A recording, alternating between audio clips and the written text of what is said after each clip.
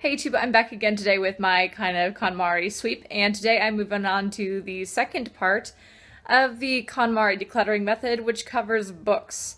And this includes every type of book or publication that you have in your possession. So that'd be newspapers, magazines, cookbooks, telephone books, novels, children's stories, things like that. Now, something that you may be surprised to know is that if you have, again, watched my channel, you would know that at least like my career is as a high school English teacher. And considering I'm an English teacher, I actually don't own very many books, partly because they're heavy to bring over and I don't have a Kindle or any other kind of electronic reading device. So this is actually going to be a very quick video. So I think I will just get started.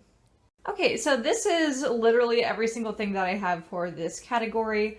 I don't use cookbooks because I have a stand on my kitchen counter specifically for reading recipes off of my iPad.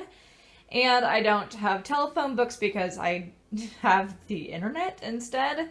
And I don't have any magazines or newspapers in my possession right now. So you'll see in my books that a whole lot of it is like classics that I purchased for work so that I could write in them. And then I have other kinds of like bits and bobs in my collection, I guess I'd say. So I will go ahead and get started. And the same thing applies here, whereas if that book does not bring you joy, then you can discard it. And if you hold it up and you decide that it does bring you joy, then you will keep it. So I'll start here with this stack over here. This is my copy that I purchased of Fahrenheit 451. I absolutely love this book, and even though I may or may not teach it again, it really brings me a lot of joy and I do want to keep it. My next is an anthology of Edgar Allan Poe's short stories. Really love it, so definitely will be keeping this. Next, I have my personal copy of Animal Farm. I also really love this book, so I'm going to keep that. Next is one of my copies of Macbeth.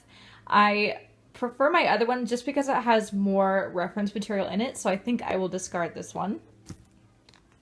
Next, I have my own copy of The Great Gatsby. It was my favorite novel to teach back in Kansas, so I think I will hang on to it. Next is my copy of To Kill a Mockingbird. This book is falling apart, and so I think that if I wind up teaching it again, I'll just repurchase another copy of it. Next is the copy of Macbeth that I am going to keep. It is, as you can see, much larger, has more reference material, and the text is larger, so I am going to keep that one. Next one is a very kind of decrepit, I guess, copy of Frankenstein. This is one of my favorite novels that I purchased back in college for a Brit Lit class.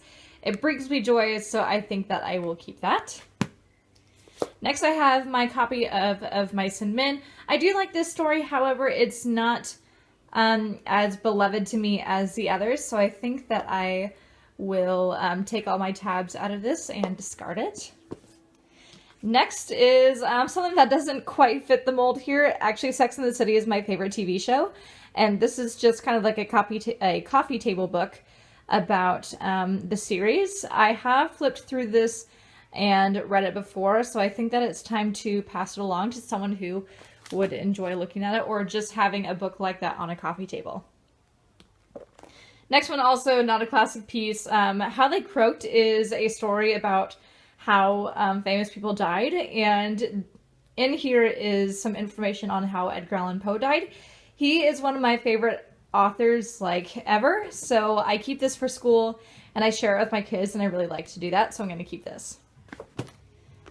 Next is my copy of A Separate Piece. I liked this story back in high school and I actually taught it myself. However, it's not one of my favorites in my entire collection, so I think that I will go ahead and pass this along after I take the tabs out of it. And then finally, this one definitely does not fit the bill. As you guys know, I graduated from KU, so I'm definitely a Jayhawk through and through. I have this children's book called The Three Little Jayhawks, and there's the big bad Mizzou Tiger. Again, it definitely doesn't fit the mold with my classics and Shakespeare and whatever, but this book is very special to my heart and to who I am, so I definitely will not be parting with this. So I'm going to keep that.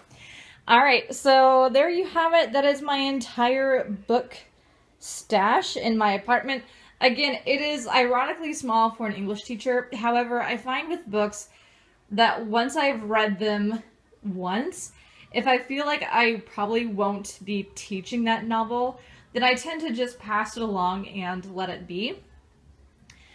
So for example, this year I have a couple of classic pieces of literature that I would like to purchase and read. However, I don't have them now, so there's definitely going to be rotation in the books that I own. So it's very possible in a year or less that this collection will look completely different. So with that, as always, don't forget to like, comment, subscribe, and follow me on Instagram at YellowBrickExpat, and I'll see you guys next time. Bye!